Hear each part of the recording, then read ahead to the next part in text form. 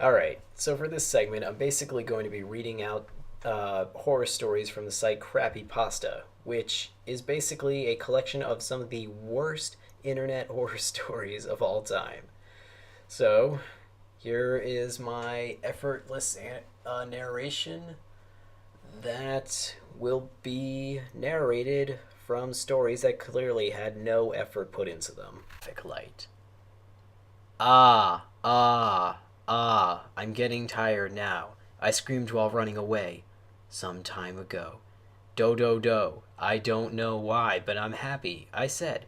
There was I, walking down the road. I was going home. I have been the whole mighty time in the hospital. I was simply helping a guy.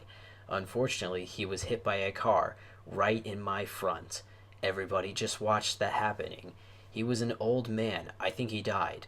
Medics said he was seriously injured, and it was almost certain that he wouldn't survive. His last words were, "You." Here I am at home. Hello, Screw. Screw is my dog. He is nice. Pum. Something fell down. Weird. It fell off the table, but it wasn't on the edge. Glass breaks. Wow, huh? The bathroom mirror broke. How was it possible? Ah! My cheek got cut. Something or something is hurting me. I'll run away. Gosh damn it. Whatever this is, I gotta run away from it. This thing is trying to kill me, he said. I ran, until I came up with a dead end. What about now? What can I do?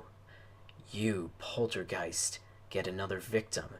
Today I saved an old man's life by simply calling 911. I made something good today. You kill people who does good? What kind of sick person are you? I screamed. The poltergeist appeared by hoeing a little bit of it himself, light colors forming a human-like creature. Because you walked through the zebra crossing while the traffic light was red, you incentivated me to do the same, resulting on my death. Now, let me take your life. What the? My name is Glitch. The reason I call myself this is because I was always called a mess up at a mistake. I started to play video games to get my mind if off things, and stuff started to glitch. So instead, I got to this thing called Creepy Pasta.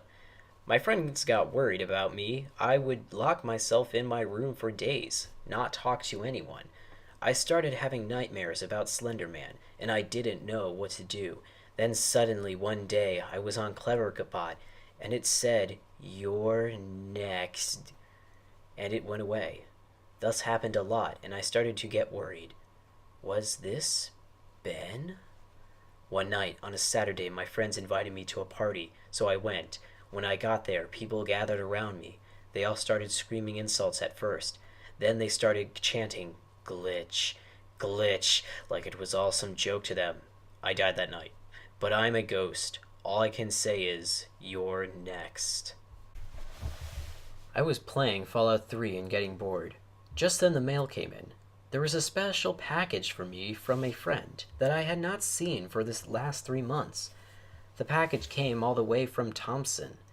Game.exe was the game's label. Thought was that was strange. It said multiplayer only. I ran down to Preston and Darian's, excited and kind of wondering what the hell the game would be looks like. I pressed the start button. 64-bit music, 2D pixels, get the controllers, saying to my friends, "Hey, sorry, but this new game says exe dot, but it looks an old school hacked game." On the screen, there were 3 pixel characters with looks on their faces. One depressed, one sad, and one crazed. I got the cat character like a furry. Preston got the anime emo character. Darian got the brony. They were talking together when the game started, and when they seemed to notice us, they stopped. Just then, the music stopped. The level looked dark and kind of sent a cold shiver down my back. Had to take a short breath. The trees had been burnt. Rocky grounds with empty buildings. There was a moan whenever we checked around the towns and forests. There was just nothing around and nothing to kill. Until we got into the forest, the scream went black. We turned into God knows where. A dark shadow demon was moving out from the forest. Its hair was black. The eyeballs had no pupil. For some reason, Darian's controller stopped working, and he was getting upset at the controller. His character was looking scared, senseless. You gotta be serious. It has to act up now. The creature lashed out, knocking the brony across the head. The brony went down and it was screaming. Red slowly surrounded it. Blood, I guess. The creature continued attacking the brony. Its eyes were glowing and flashing. That's when Darian's character disappeared. Darian looked down for some reason. My character lashed out with a knife and managed to get a hit on the shadow demon's head, splitting it wide open. It started laughing, and then it was moaning like a witch from the Left 4 Dead. The level was complete, but there were no save points. Darian's character would not respawn. We kept walking. There was a castle up ahead. Looked more like a prison. Preston kept throwing the TNT cakes. They were blowing up.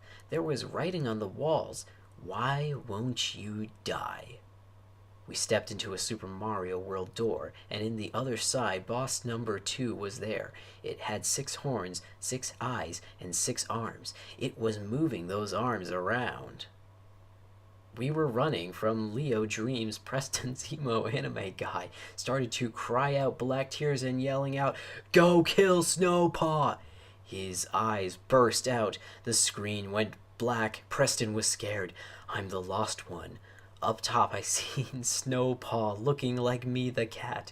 Looks at me. I'm sorry. Looks at me in the video game. He say this to my and Preston, "You're not alone, and you made it." Snowpaw tried to stab me, but I was wearing a bomb. Snowpaw, what are you doing? Me, in the game, something should done long time ago. Boom. The game was sorry. Boom. The game was over. Me saying, "Where is Darian?" was sitting down, a dark room. Don't look up. Snowpaw.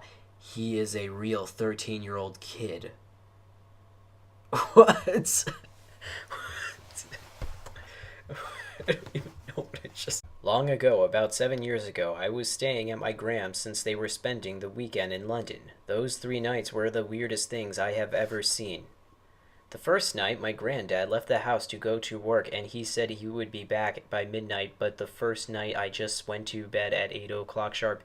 At 11 that night, I was awoken by a woman screaming. Then I looked outside to see 3 tall men wearing white suits. In the old schoolyard, I thought, okay, till one turned around, and I noticed he had no face. What came into my head at that moment, I was so scared as heck. I then looked out again to see they were gone, and they van was gone too. The next day, I walked across the schoolyard to see a bloody newspaper with blood over the corner, but there was a person in the corner. It was my granddad. That night, I waited till midnight so my granddad would come. When he came in, he said, "Let's go to shop."